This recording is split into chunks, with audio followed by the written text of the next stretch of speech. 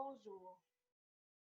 Au moment où nous nous parlons aujourd'hui, nous sommes le 23 avril 2020. Je vous souhaite à nouveau la bienvenue concernant notre 5e capsule sur les enseignements chapitre par chapitre de l'Apocalypse. D'abord, j'aimerais vous dire un gros merci encore une fois pour tous ceux qui nous écoutent, pour tous ceux qui laissent des messages, pour ceux qui nous fournissent des informations sur les développements récents. On va pouvoir en parler de plus en plus. Et comme nous sommes à l'étude de l'histoire terrestre de l'Église, nous allons poursuivre aujourd'hui avec ça. Avant toute chose, j'aimerais d'abord souligner que je reçois des dizaines, des vingtaines et même des trentaines de demandes d'acceptation d'amis sur ma page Facebook. Je vais vous accepter, mais je ne vais pas pouvoir vous parler tout le monde. C'est impossible. Si vous êtes du Congo, d'Haïti, de la Côte d'Ivoire, de France, je suis désolée, mais je ne pourrai pas répondre. Je n'ai pas d'équipe derrière moi là, pour prendre tous les messages et répondre à tout ce que vous me saluez. Je vous salue d'avance et je vous remercie d'être parmi nous. J'espère que vous profitez de ces enseignements-là. C'est le but d'ailleurs de votre demande d'ajout d'amis. J'ai l'impression, je ne sais pas d'où ça vient, mais je pense que ça vient de là. Alors, si c'est le cas, étudiez ces choses que nous enseignons présentement parce que c'est un temps très propice, justement, aux actualités dans lesquelles nous vivons présentement. Parlons d'actualité. On vit actuellement, nous assistons à des développements assez impressionnants dans plusieurs domaines. Ça fait plusieurs années qu'on les voit venir, qu'on en parle, qu'on sait qu'il y aura certains systèmes qui vont s'installer, mais là, on devient très, très proche là, des événements. Avant toute chose, on va demander à Dieu de bénir cette rencontre parce que j'en ai besoin. Je ne sais pas si vous avez besoin de Dieu, mais moi, j'en ai besoin. J'ai besoin que ce soit lui qui souffle sur cet enseignement. J'ai besoin que ce soit lui qui a inspiré ce livre, qui puisse le révéler correctement à votre esprit. Et je demande à mon Père qui est dans les cieux de ce mouvement du Saint-Esprit que tu peux apporter sur la terre. Je demande que tu sois là au milieu de ces enseignements, que tu sois là aujourd'hui pour me oindre de ton Saint-Esprit, Seigneur, et de me faire avancer selon que tu veux progresser dans ces enseignements, que tu puisses donner de l'information encore aujourd'hui à toute cette population terrestre dans laquelle tu t'intéresses particulièrement. Je te loue, Père, du ciel et de la terre, de ce que ton Fils bien-aimé a donné sa vie pour nous tous. Et je demande en ton nom, Jésus, que ce merveilleux cadeau de la parole de Dieu soit transmise adéquatement. Amen. Donc, comme je le disais, dans les actualités, je vais vous parler de quelques points, justement, que nous sommes en train de vivre dans cette génération, à part le fait là, que le coronavirus, le COVID-19, qui a arrêté la population, qui a fait en sorte que la population du monde entier est confinée à la maison, confinés dans leur demeure. On va probablement avoir des développements là-dessus prochainement. Mais à part ça, il y a des choses intéressantes qui se passent dans la population actuelle.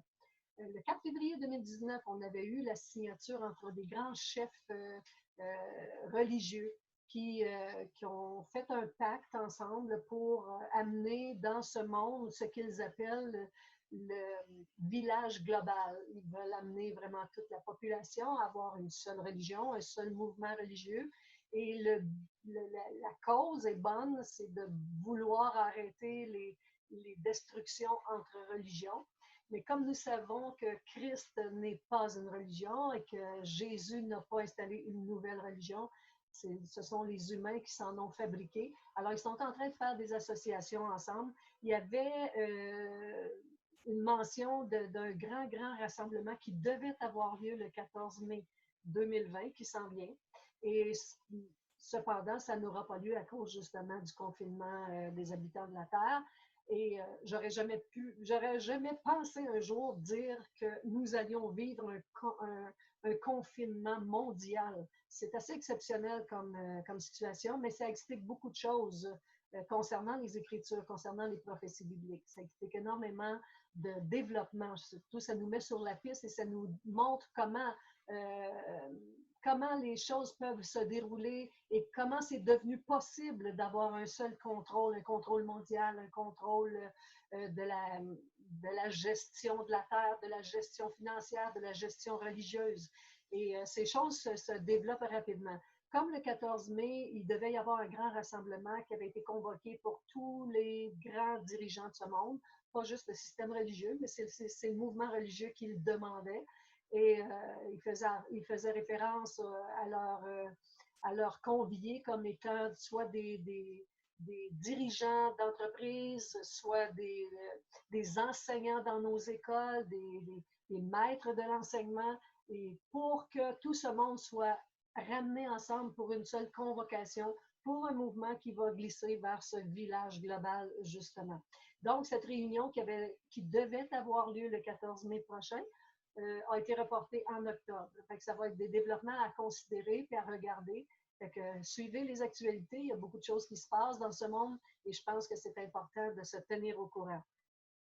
Il y a aussi l'intégration on lit dans les journaux, et j'ai lu ça dans des journaux locaux, des journaux de Montréal, le Journal de Montréal et plusieurs autres, qu'il y a, évidemment, ça fait longtemps qu'on en parle aussi, qu'il y aurait une seule monnaie mondiale et qu'en fait, ce serait plutôt un système de gestion de l'argent qui sera différent.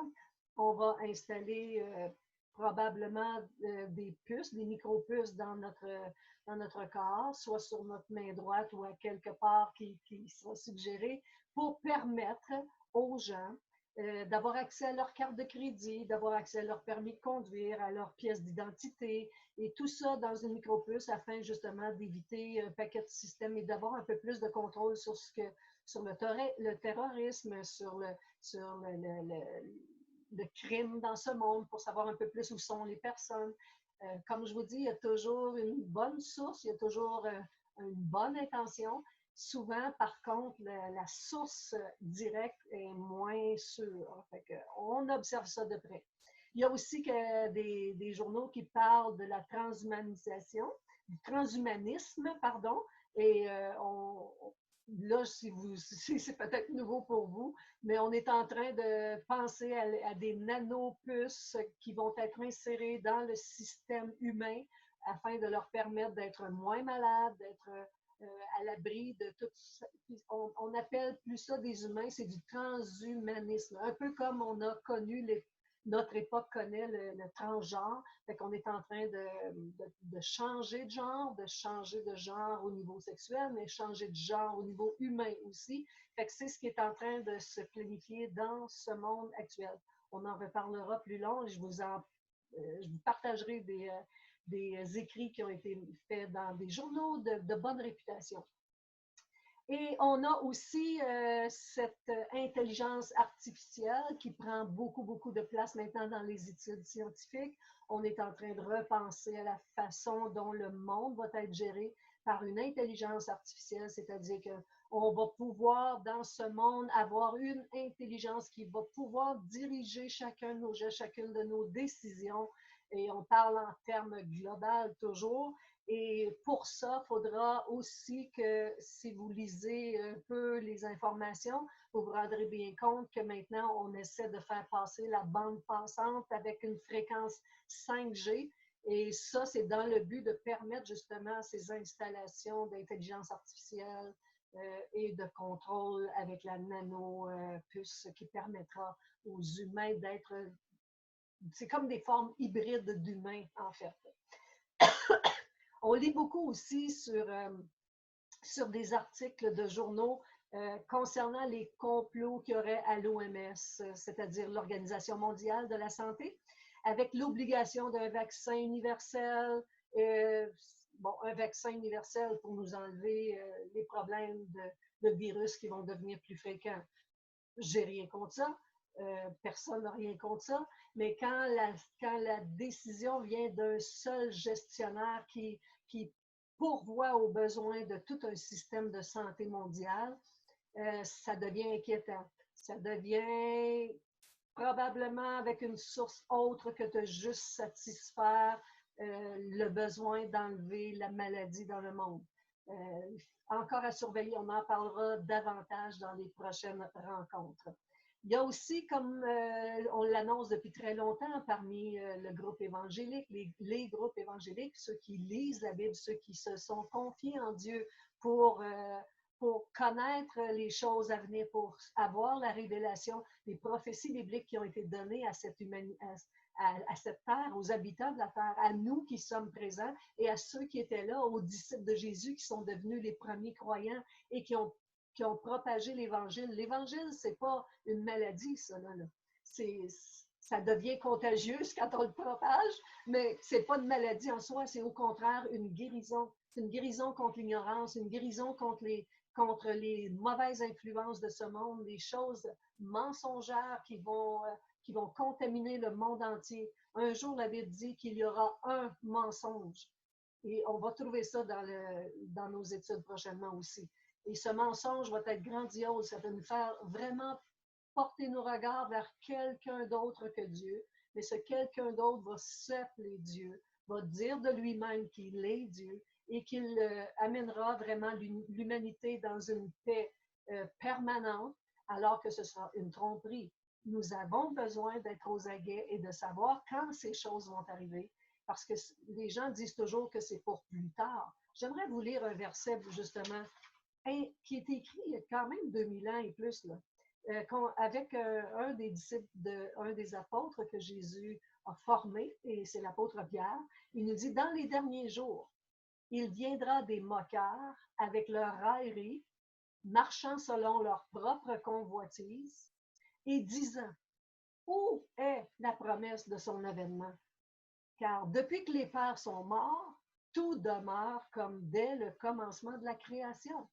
Fait que c'est pas nouveau que les gens disent, ça fait assez longtemps qu'on parle de ça, il y a tellement de monde qui ont dit des choses là-dessus, puis ça n'arrive pas, fait que ils se détournent de la parole de Dieu parce qu'ils ne connaissent pas le Saint-Esprit, ils ne connaissent pas le mouvement de Dieu, ils ne sont pas branchés sur les ondes divines, sur les ondes de la parole de Dieu, parce que Jésus a dit, ma parole ne passera pas. Le monde actuel va passer, mais ma parole ne passera pas. C'est sa parole qui va être durable, c'est sur sa parole qu'on peut s'appuyer, c'est sur sa parole qu'il y a des vérités stables, comme un rocher, on peut s'appuyer sur cette parole-là et savoir que tout ce qu'elle dit est vrai, parce que tout ce qui s'est accompli jusqu'à présent avait été prophétisé dans la parole de Dieu. Et ça dit qu'il n'y a aucune de ces paroles qui ne sera pas accomplie.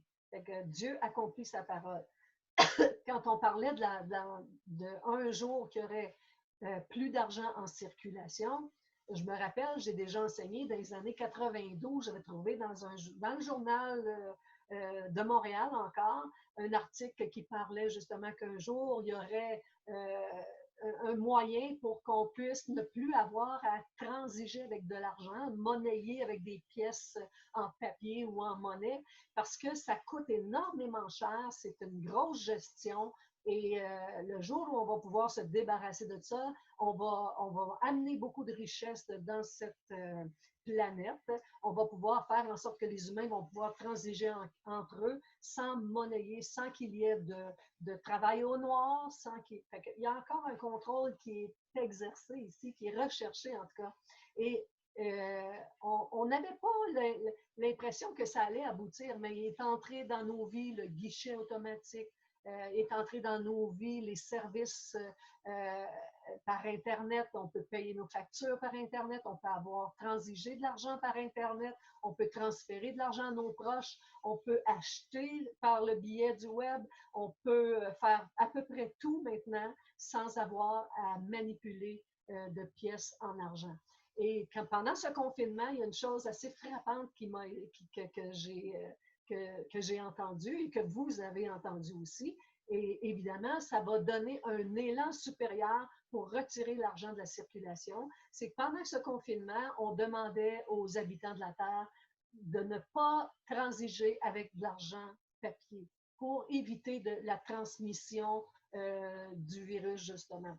Et cet événement-là marque un point encore pour l'apparition d'un système où on n'aura plus à manipuler d'argent, où ça va disparaître. Regardez comment les institutions financières ont dû dépenser d'argent pour soit payer des gens pour pour monnayer l'argent, soit pour payer des systèmes informatiques de guichets automatiques pour avoir accès à des retraits, des dépôts et tout ça, ces moyens-là vont disparaître de la circulation. Je ne suis pas un grand génie pour vous en informer. Aujourd'hui, c'est beaucoup plus plausible, c'est beaucoup plus certain même que lorsque je l'enseignais il y a 30 ans à peu près.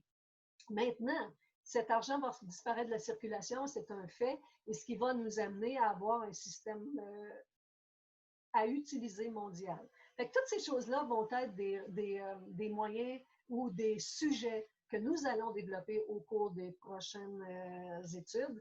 Et pour aujourd'hui, j'aimerais continuer avec celle où on mentionne qu'on doit absolument passer par un temps qui s'appelle le mystère caché de tous les temps, cette période que Dieu appelle le temps de grâce, une période qui avait été cachée dans les Écritures d'une certaine manière, quoique révélée. Elle parlait d'un temps où c'est un mystère caché. Cette Église que Dieu s'est formée à partir de personnes qui naissent de nouveau, qui recherchent la présence de Dieu, qui sont prêtes à abandonner leur propre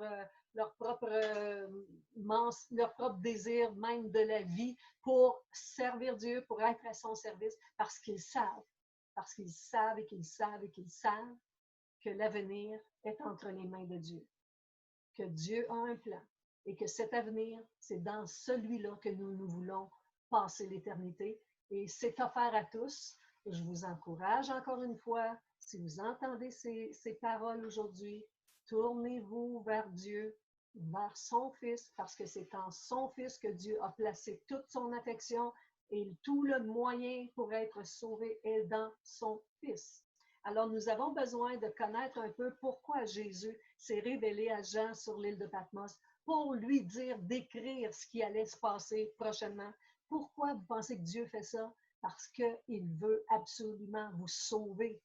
Oui, vous sauver de vos péchés. Oui, vous sauver de votre manière de vivre, mais plus encore, vous sauver de la destination destructrice que subira les humains de la planète s'ils ne se tournent pas vers Dieu. Dieu, il exige pas que vous le fassiez. Il vous l'offre gratuitement. Moi, je vous offre un cadeau aujourd'hui. Un cadeau qui vient de Dieu. Mais si vous ne le prenez pas, j'y peux rien, je ne peux pas vous forcer à le prendre. Alors, j'ose dire, soyez intelligents, recevez ce cadeau. Pour mieux comprendre les Écritures, premièrement, intéressez-vous à Dieu. Et la Bible, c'est le moyen que Dieu a laissé aux hommes pour le découvrir, pour le connaître, Puis commencez, si vous êtes de cette génération, commencez avec le Nouveau Testament pour mieux comprendre, parce qu'on est sous l'étiquette d'un Nouveau Testament. L'Ancien Testament avait été donné et il y a quelqu'un qui est mort pour que ce testament-là devienne effectif. Et c'est Adam et Ève qui ont connu la mort. Et à cause de leur mort, le testament est devenu actif, est devenu possible d'être acquis. Ça veut dire que l'héritage qui était promis a été donné. Maintenant, on vit dans un deuxième testament, un deuxième héritage. En fait, Dieu l'englobe dans un seul, mais c'est quand même un nouveau testament qu'il nous offre. Et cette fois-ci, il nous est offert gratuitement à cause du sang de Jésus. Si vous acceptez le sacrifice sanglant que Jésus a fait sur vous, pour vous, sur la croix, vous devenez acquéreur d'une licence pour entrer au ciel gratuitement. Maintenant, si vous le faites sérieusement, vous repentant du mal que vous avez fait en péchant sur la terre, en étant pécheur, s'il faut l'admettre qu'on est des pécheurs, si on admet ça et qu'on sait qu'on n'est pas capable de servir Dieu, qu'on n'est pas capable d'être à la mesure de son appel, ça prend une force supérieure qui s'appelle le Saint-Esprit. Et si vous vous repentez de vos péchés, si vous vous repentez de votre mauvaise conduite ou de votre incrédulité ou de votre rejet de Dieu dans votre vie, si vous avez de la repentance et vous dites à Dieu, je me repens d'avoir fait le mal sur la terre, de ne pas avoir cru en toi, et maintenant sauve-moi parce que je ne le peux pas moi-même.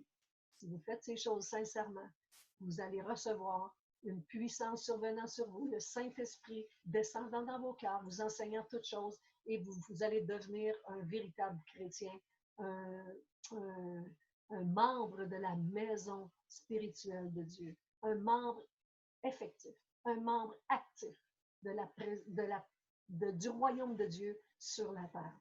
Maintenant, la semaine dernière, à la dernière capsule, on avait étudié comment l'Église d'Éphèse était le berceau de la culture que nous avons connue jusqu'à présent concernant le fait de suivre Jésus, le fait de marcher avec lui. Et cette Église qui avait tout reçu, en fait, les débuts, il avait reçu même Jésus lui-même, il avait reçu tous ces enseignements directement du Maître, de celui qui connaissait toutes choses dans le ciel et sur la terre.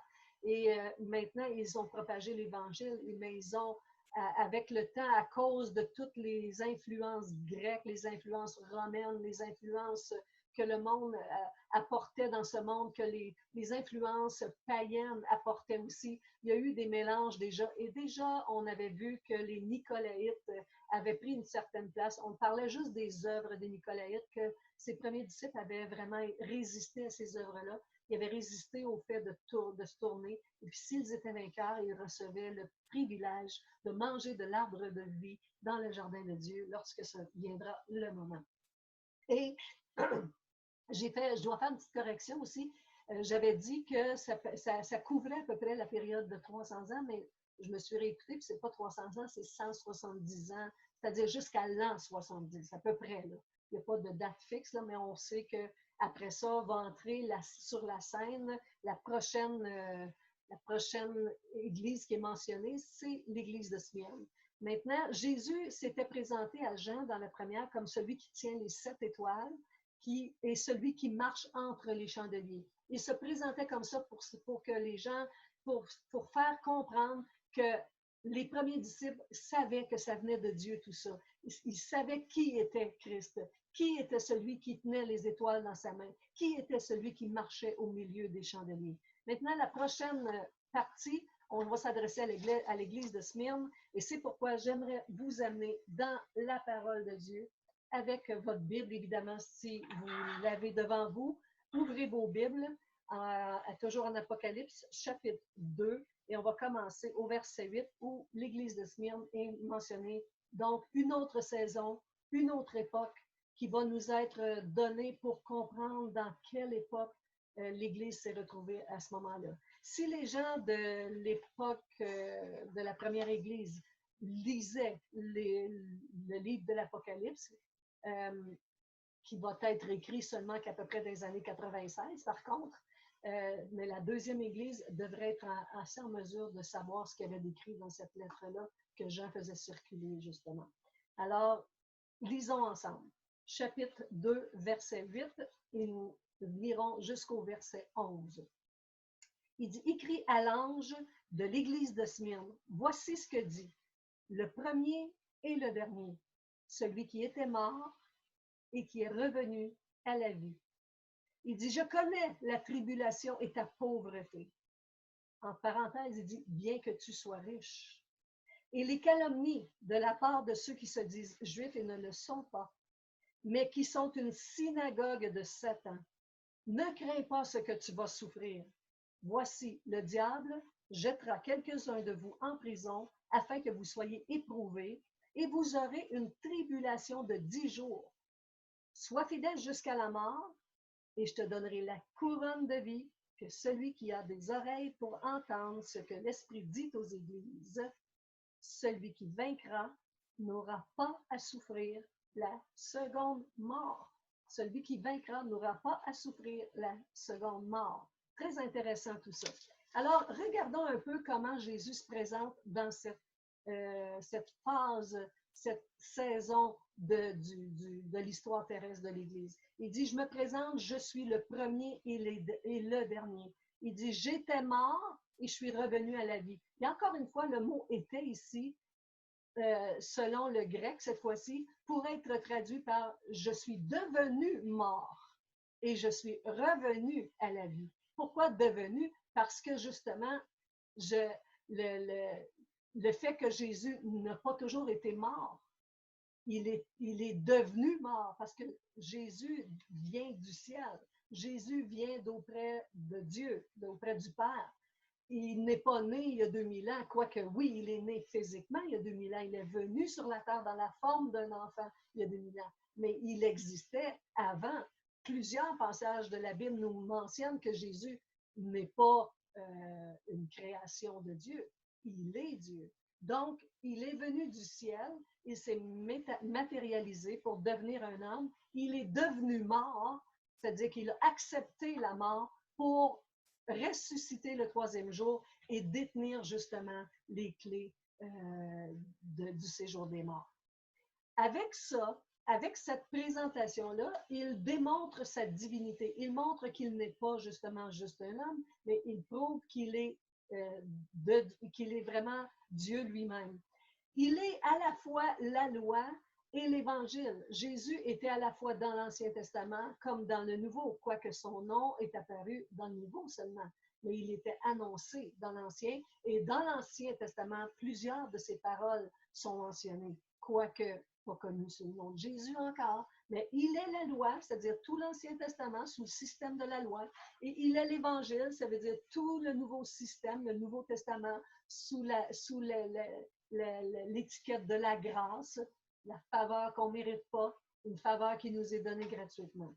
Alors, c'est en fait aussi, Jésus est là, c'est aussi le premier verset de la Genèse et il est aussi le dernier verset de l'Apocalypse. D'un couvert à l'autre, Jésus est dans la Bible. C'est la parole de Dieu lui-même. Donc, on voit aussi qu'à travers toute la lecture qu'on vient de faire, on va voir que Smyrne va souffrir beaucoup. Il va y avoir beaucoup de martyrs. Ça va être une époque de martyrs. Les chrétiens vont être tellement maltraités à cette période-là. Mais sachons une chose, c'est que le sang des martyrs, ça a toujours été une semence pour l'Évangile. On dirait que, je me rappelle très bien quand je suis arrivée à la foi, j'avais un frère qui a connu le Seigneur avant moi et qui était vraiment, d'une certaine manière, persécuté. On se moquait de lui. Et j'ai même participé à ça d'une certaine façon. Et pourtant, c'est ce qui m'a fait réfléchir le plus, parce que je me suis dit, moi qui pensais déjà croire en Dieu, moi qui disais que je savais que Jésus était le sauveur du monde, qu'il était mort et ressuscité, je disais croire ça. Moi qui se moquais de lui, qui était vraiment un fils de Dieu, un homme qui marchait avec le Seigneur, un jour, je me suis posé la question, j'ai dit, waouh, s'il y a un disciple dans cette pièce, un vrai disciple, c'est certainement lui. Parce qu'il portait le nom de Jésus fièrement, parce qu'il en parlait, parce qu'il était persécuté à cause du nom de Jésus. Je n'avais jamais été persécuté à cause de mes croyances. Je n'avais jamais cru bon qu'il fallait que j'en parle non plus. Voyez-vous, c'était toute la différence. Fait que quand les gens sont persécutés, ça ouvre les yeux des autres et ça a ouvert les miens. Comprenez? Ça a ouvert mes yeux parce qu'il était persécuté puis que je me disais, ben, je me rappelle que dans l'histoire de Jésus, il y a beaucoup de persécutions, que les disciples se faisaient persécuter. Moi, je ne le suis pas. Vous ne l'êtes pas? Vous n'êtes pas persécuté à cause du nom de Jésus? Posez-vous la question. Suis-je vraiment un disciple du Seigneur Jésus? De celui qui s'est offert comme un agneau, muet, qui s'est laissé vraiment mettre à la croix, qui s'est vraiment laissé crucifier parce qu'il avait le pouvoir de tout arrêter, sachez-le. Il l'a dit à Pierre. Pierre voulait arrêter tout ça, puis il a dit, Pierre, ne sais-tu pas que si je voulais, je pourrais appeler une légion d'anges, puis il viendrait me secourir? Non, il faut que je boive cette coupe. Il savait qu'il devait le faire pour que vous et moi, on puisse avoir cette entrée gratuite au ciel. Et quand vous acceptez ça, pourtant on offre un cadeau, hein, on ne l'accepte pas. Je sais, je l'ai fait longtemps. J'entendais parler de Jésus, j'entendais parler de choses. Ça m'intriguait, mais je n'acceptais pas d'être changé. Je n'acceptais pas que ma vie change. Alors, tout au long, j'ai resté comme neutre. Mais le jour où j'ai pleuré devant Dieu, j'ai dit, aide-moi parce que je ne suis pas capable d'être ici. Sauve-moi parce que je ne suis pas capable de ne pas pécher. Et là, il est arrivé quelque chose de vrai. Et là, c'est ce qui s'appelle le miracle de la nouvelle naissance. C'est ce qui change le cœur humain. Si tu n'es pas prêt à être ridiculisé, à avoir des tribulations, Jésus, c'est par beaucoup de tribulations que vous entrez dans le royaume de Dieu. Pourquoi? Parce que quand tu acceptes Jésus, tu viens de changer d'esprit. C'est que l'esprit qui te dirigeait autrefois était l'esprit des ténèbres. Aujourd'hui, c'est l'esprit de la lumière. Et les ténèbres et la lumière ne fonctionnent pas ensemble. Dès que la lumière approche, les ténèbres fuient ou se révoltent. Et c'est ce qui se passe dans la vie de ceux qui marchent avec Dieu.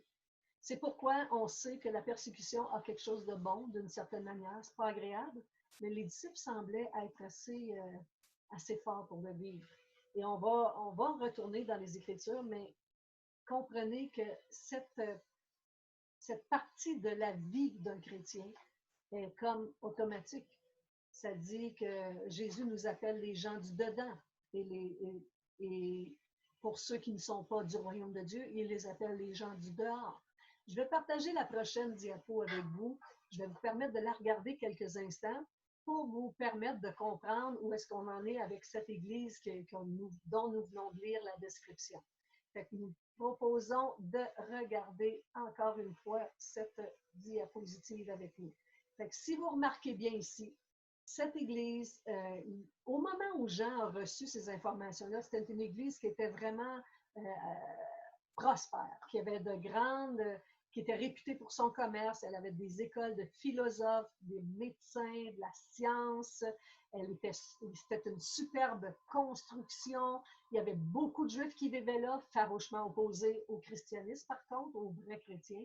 Mais ces Juifs-là se disaient avoir cru en Dieu, mais ils ne le croyaient pas véritablement. Ils étaient plutôt farouchement opposés. Et c'est eux, souvent, qui ont permis que des chrétiens soient maltraités et vraiment abîmés dans tout ça. Cette place-là, cette ville-là, était très connue à ce moment-là pour toutes ces écoles, justement. Mais aujourd'hui, elle est connue sous le nom d'Izmir. Si vous cherchez la ville de Smyrne, son nom a été transformé avec les âges pour Izmir. Aujourd'hui, toujours en Turquie, elle est à quelques kilomètres d'Éphèse. Elle a été fondée par les Grecs, elle a été conquise par Rome, reconstruite par Alexandre le Grand. Elle a passé sous l'Empire ottoman et plusieurs fois elle a été détruite, mais aujourd'hui encore, pardon, c'est une ville qui a une grande splendeur. Elle est vraiment d'une grande renommée. Il y a à peu près 400 000 habitants qui y sont aujourd'hui au moment où on se parle. J'ai dû changer mes chiffres depuis, parce que ça a changé depuis que j'avais écrit ces notes-là. Excusez-moi. Qu'est-ce que veut dire le nom de Smyrne? Smyrne, c'est le mot veut dire vraiment amer. C'est le mot, la définition du mot, en fait, c'est un dérivé du mot myrrhe, comme l'or, l'encens et la myrrhe qui avaient été offerts par des rois à Jésus lorsqu'il est né. L'or parce qu'il allait être un roi, l'encens parce qu'il allait être embaumé ou sacrifié, et la myrrhe parce qu'il allait devenir vraiment le sacrifice sanglant, il allait connaître la douleur, la souffrance. Et c'est un temps où l'église de Smyrne, c'est une période qui va se terminer à peu près dans les années 310 environ, et qui va connaître une très longue persécution, de sévères persécutions. C'est pas juste de se faire moquer, mais c'est se faire tuer, c'est se faire maltraiter, se faire torturer. Et les chrétiens, à ce moment-là, au lieu de se décourager, qu'est-ce qu'ils font? Ils se rapprochent les uns avec les autres, ils deviennent de plus en plus forts. C'est des gens qui vont se repentir, ça va amener beaucoup de repentance parmi ceux qui... Donc, il va y avoir une explosion de chrétiens fermes, de chrétiens bien démarrés, en fait, parce qu'aujourd'hui, souvent, les gens acceptent Jésus pour avoir la bénédiction, mais ils n'acceptent pas le sacrifice qui vient avec. Fait que Jésus dit, celui qui vient à moi doit porter sa croix. Et s'il ne porte pas sa croix, c'est qu'il ne porte pas Jésus en lui-même. Fait que important de comprendre que la repentance a une grande, grande, grande place entre le royaume des ténèbres et pour passer dans le royaume de Jésus, de la lumière. Donc, il y aura beaucoup de repentance, de sanctification parmi les chrétiens. Ils vont se détourner de tous les enseignements mondains, de toutes les faussetés qui vont être introduites dans cette place-là, dans Smyrne. Smyrne, n'oubliez pas, c'est une place de commerce, une place où il y a l'abondance, où ça marche les affaires. Il y a des Juifs là-dedans aussi qui se disent religieux, qui vont à leur mosquée, pas le mosquée, mais à leur temple, à chaque sabbat, mais qui se disent juifs, mais qui ne le sont pas, comme la parole nous l'enseigne. Donc, Rome a pris aussi, avait beaucoup de place à ce moment-là aussi. Elle exigeait l'adoration envers l'empereur, ce qui fait qu'il y a beaucoup de chrétiens qui ne voulaient pas adorer l'empereur. On adore Dieu seulement. Donc, sous peine de ne pas renier leur foi, ils étaient mis à mort, tués sur le bûcher, plein de toutes sortes de martyrs, brûlés, mangés par les lions. C'était assez atroce. Donc, c'est une époque de martyrs dont vous pouvez avoir même l'histoire de Polycarpe. Polycarpe, vous savez, c'est un de ces évêques qui avait été sur le bûcher parce qu'il ne voulait pas renier sa foi. Il avait d'ailleurs dit à la dernière, oups, pardonnez-moi, je ne sais pas c'est quoi ça. Okay. Il avait d'ailleurs dit à ses convives à l'époque où il vivait que il dit, j'ai été 80 quelques années à suivre Jésus puis à accepter les tribulations. Il ne sait pas aujourd'hui que je vais commencer à renier celui qui m'a sauvé. Alors, il est passé au bûcher à cause de ses paroles, à cause qu'il n'a pas voulu renier son sauveur. Donc, c'était aussi une ville où il y avait plusieurs temples et des temples très célèbres comme celui de Zeus, de Cybèle, et il y avait le temple de Tibère et de Julie. C'était toutes des idoles que la ville contenait. Et aujourd'hui, vous pouvez encore voir certains de ces temples vénérés dans cette région-là et de la Turquie. Maintenant, ces temples-là avaient été construits à peu près en l'an 26. Fait que c'était pas Jésus était sur terre encore lorsque ces temples ont été mis en place. Ce n'était pas méconnu de Jésus non plus. Qu'est-ce que Jésus va dire à cette église-là? Il va d'abord lui donner une approbation. Il va dire, je connais vos tribulations. Je sais que ceux qui se disent, qu'il y en a qui se disent juifs, mais qui ne le sont pas, mais ils sont plutôt une synagogue de Satan. C'est pas moi qui le dis, c'est Jésus. Quand on n'est pas de vrais chrétiens, en fait, puis qu'on milite contre les chrétiens, on devient une synagogue de Satan. Ça veut dire que sur cette place, dans ce lieu de richesse, dans ce lieu de prospérité et d'abondance et de multiplication des sciences, des écoles philosophiques, de la médecine et de tout ce qui était propice à un bon développement pour une région, était aussi un centre où il y avait une synagogue de Satan. C'est-à-dire, Satan s'était mis un pied dans l'affaire. Il s'était introduit parmi les cœurs troublés, parmi des cœurs non sincères. Et il s'est développé des équipes, il s'est développé du monde. Vous ne pensez pas que vous faites peut-être partie de ça ou que moi, j'en ai fait partie.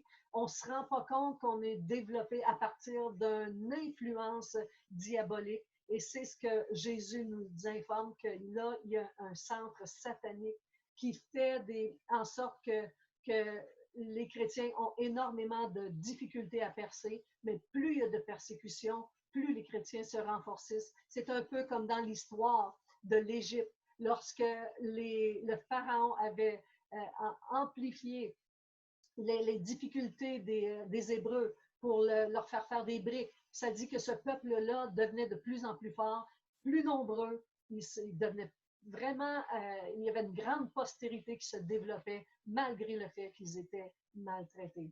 Et nous vivons encore à cette époque jusqu'à des années 310 environ, cette époque de crimes, de dureté envers les chrétiens. Il se faisait couper la tête pour le nom de Jésus, en amour, en adoration pour leur Dieu. Et il n'était pas question pour eux de le renier. Donc, ils s'assemblaient, mais les faux juifs s'assemblaient, mais ils n'étaient pas dans leur sabbat, ils n'étaient pas des vrais juifs. Comme la Bible dit, un vrai juif, c'est quelqu'un qui aime Dieu. Et ici, on avait quelqu'un qui disait aimer Dieu, qui se disait juif, converti, mais qui ne l'était pas.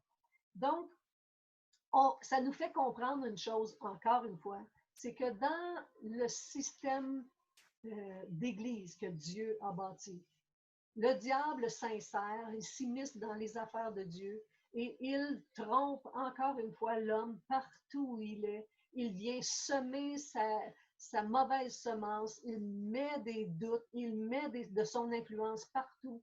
Et c'est pourquoi dans l'Église, au travers les âges, on va toujours avoir deux groupes de soi-disant chrétiens, c'est-à-dire le bon blé et l'ivraie.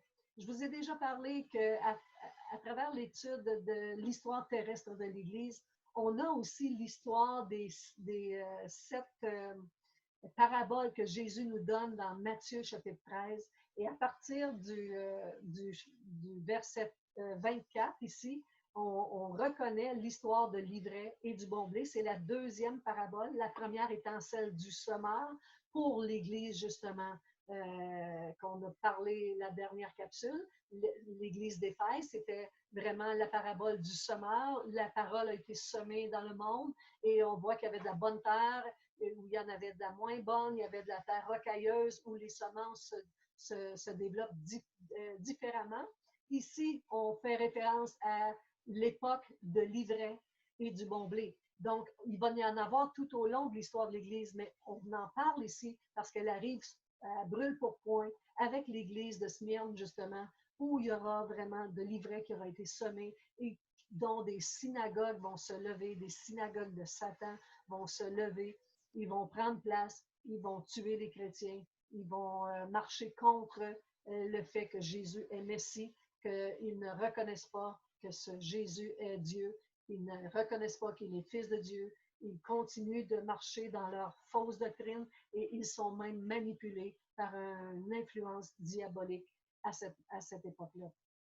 Donc, il n'y a par contre aucun reproche qui sera fait à cette église-là. Vous vous souvenez dans l'église, la première église, c'est-à-dire celle d'Éphèse, Jésus a dit, ce que j'ai à te reprocher, c'est que tu as perdu ton premier amour. À cette église de Smyrne, sous la puissante difficulté des tribulations, de la persécution, Jésus ne fera aucun reproche à cette église-là. Et cette église-là, il dit, j'ai rien à te reprocher. Ce que j'ai à te dire, par contre, il dit, ne crains pas ce que tu vas souffrir. Il l'avait déjà informé qu'elle allait souffrir. Il dit, ne crains pas ce que tu vas souffrir. Il dit, tu vas avoir beaucoup de tribulations, mais il dit, celui qui vaincra, il n'aura pas à souffrir la seconde mort. Qu'est-ce que la seconde mort? Il dit, si tu résistes ici, il dit, sois fidèle jusqu'à la mort. Ne crains pas, mais sois fidèle jusqu'à la mort. Puis il dit, je vais te donner une couronne de vie. Puis si tu es vainqueur, si tu restes vainqueur, si tu ne te détournes pas de ta foi, il dit, celui qui vaincra n'aura pas à subir la seconde mort. Qu'est-ce que la seconde mort? C'est celle où on va tous mourir physiquement. Mais la seconde mort, c'est quand tout le monde des derniers jours, quand la résurrection aura lieu, c'est-à-dire que nos corps vont reprendre vie avec nos âmes. Certains vont aller pour la mort éternelle et d'autres pour la vie éternelle. Donc, c'est pourquoi il dit, sois fidèle jusqu'à la mort, puis moi, je vais te donner la couronne de vie. Ça veut dire que tu vas vivre éternellement, vivant avec moi dans le paradis, tandis que si tu as la victoire, tu ne connaîtras pas la seconde mort, c'est-à-dire la mort spirituelle. Ça ne veut pas dire que tu n'existeras plus. Ça veut dire que tu vas exister éternellement, sans Dieu, sans l'amour de Dieu, sans amour, point. dans la souffrance, toutes les souffrances qu'elle peut. Puis Dieu ne veut pas t'envoyer là. Je le répète, c'est pas Dieu qui a décidé que l'homme s'en irait là. C'est la tromperie de Satan dans le jardin d'Éden qui a créé ce lieu pour que vous y alliez. Et Dieu vient vous défendre contre ça. Il vous informe, il vous le dit, il vous le crie. Ces prophètes sont morts parce qu'on les a fait taire. Ces évangélistes meurent parce qu'on les fait taire. Mais aujourd'hui encore, il veut dire à cette génération, retiens ce que je te dis. Si tu as des oreilles pour entendre, entends ce que dit le Saint-Esprit à l'Église. Fais partie de l'Église. Tourne ton regard vers Dieu. Cherche la vérité parce qu'elle est en lui seul. Tu ne connaîtras pas la seconde mort. Fait que cette mort-là va destiner ceux qui n'ont pas reconnu Jésus. Il va être malheureusement obligé de les abandonner parce qu'ils n'auront pas reçu l'Esprit qui les rendait vivants. C'est aujourd'hui que vous devez décider de ça. C'est pas. La Bible dit qu'il est donné à l'homme de mourir une seule fois. Fait qu'il n'y a pas de réincarnation. Il n'y a pas de je vis dans mon oncle, ma tante. Tu sais, il n'y a pas de réincarnation. Il est donné à l'homme de mourir une seule fois, après quoi viendra le jugement. Fait que chaque homme va passer en jugement. Que ce soit pour la vie éternelle ou pour la mort éternelle, nous allons passer en jugement et nous n'allons mourir qu'une seule fois, physiquement parlant.